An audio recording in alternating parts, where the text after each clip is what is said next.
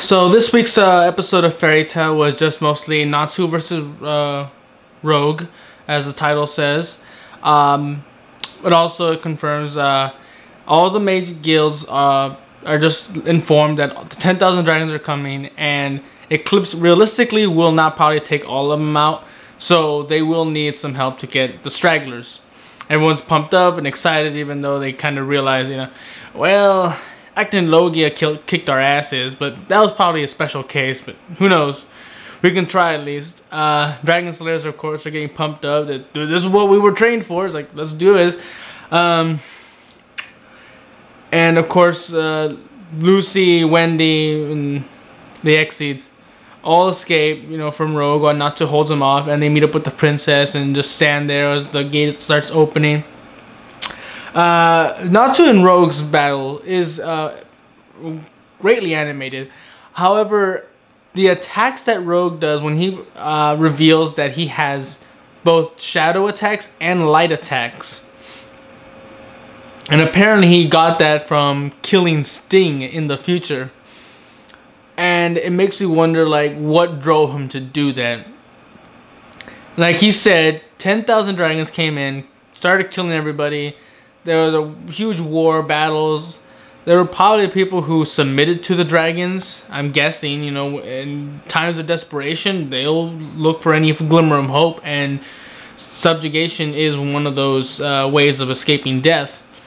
And maybe there was a falling out between Rouge and Sting. One of them wanted to go with the dragons, Rouge didn't. Who knows? But he killed Sting and somehow absorbed his powers. Now, I don't realize, I can't really think about how he would do that.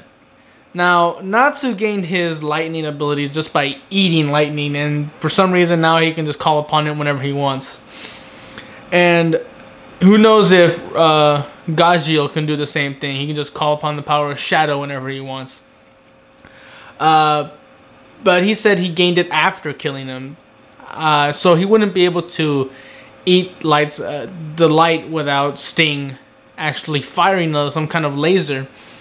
Or do you gain the ability by actually eating your friend, like his entrails or his brain or something? Because if that's true, it's like, god damn it, the future is dark. And you realize Fairy Tail does have instances of these kind of dark moments, but they're never implied. And they almost try to hold back from that final push of making it an adult show. The blood, really, there's no blood. So, but still implying that you probably ate your friend to gain his abilities is, that's just screwed up, man. Why would you do that? But again, he starts firing these lasers, and that would probably hurt. That really hurt. But again, Natsu it's Fairy Tail, so he just gets scratches, but it looks like he's in pain. And it was just like a bunch of laser beams that look white, black, and blue. And they almost didn't look that threatening. In fact, a couple of scenes, it almost looked like a light show, like a rave. And I could have sworn for a moment I was just thinking, Natsu, why are you screaming? You should be dancing. It's a rave. Look at the light show. But yeah, it was probably the colors that kind of made me feel like this doesn't look threatening as a threatening attack. But either way, he starts shooting a bunch of lasers, and he's about to kill Natsu, we assume, before he's saved. Again, damn, Ultier. And I'm forgetting the other girl's name, but he's saved by Ultier with her time ball, and Rouge escapes. But before he does, he starts trying to eat Natsu into the shadows.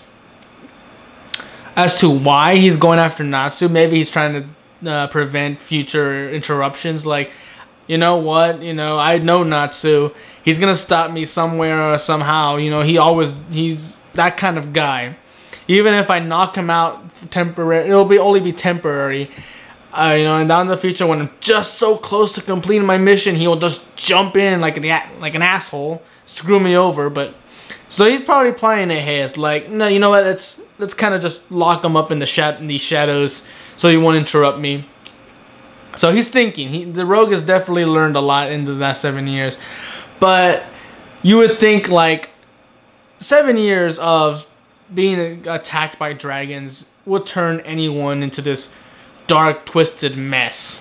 So on one point, I can actually believe that Rogue would become this menacing, this villainous to our main characters, because 7 years of nothing but war, death, and just nothing but suffering would twist anyone's mind.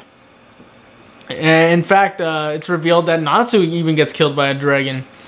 So I'm wondering, like, how many other people would have turned dark, For all we know, maybe everyone's supportive of Rogue. Even other surviving fairy tale members would have been like, you know what, you got to get down there. And we hate to do this, but it's the life of one for the life of millions. You got to kill Lucy. Go, and you have our blessing. But, Natsu's going to get in your way. Try to find a way to get rid of him without killing him, because he hasn't really done anything wrong. He's just being the stubborn head as he is. But yeah, again, I really would like to see this future of 7 years of dragons taking over the world. Exactly who survived and how did it affect them? How did it change them? Did it turn people who we thought were incorruptible into this dark, twisted mess who would willingly kill one of their own just to save the lives of millions? Maybe, who knows? But there are also some scenes I didn't care for, like Mira Jane coming into this maze to find the other celestial wizard girl that I forgot. In fact, I didn't even realize she ran away. I never really noticed that. When did that happen? What? Did I miss something? Was it not as interesting as I thought? Ooh, whatever, I guess it didn't happen. I don't know. But then at the very end, Lucy, for some strange reason, her eyes just go completely dead, and she starts walking towards the eclipse portal as soon as it starts opening, and with just dead eyes, just looks at like, I have to close the portal. Like, what the hell? Yeah, I guess Rogue was right, Quick, Rogue, get there! Kill Lucy, please! And like, nah. But yeah, the dead eyes makes me feel like, is she being controlled? Who's controlling her? And that just brings up a lot of like confusing questions. One point is Jalal came in and actually confronted the council police force and told them he needs a favor. What would be so desperate? What would make Jalal so desperate to actually go to the council for help in person? But does it have something to do with Lucy closing the portal? Did Jalal figure something out that we don't know and say, shit, we gotta close the portal, and the only ones who can actually manipulate the portal in some way are the celestial wizards? So, and there's no way she'll willingly do it. No time for explanation. I don't know. Let's take control of her. Who knows? But for some reason, it feels like she's being controlled. The dead eyes right there are a dead giveaway. I mean, she has to be. Why else would she close the portal? But either way, this episode was decent. It has moments of, okay, I can get behind this. But then it also had moments like, why is this here? I didn't really need to see this. Or this could have been much shorter.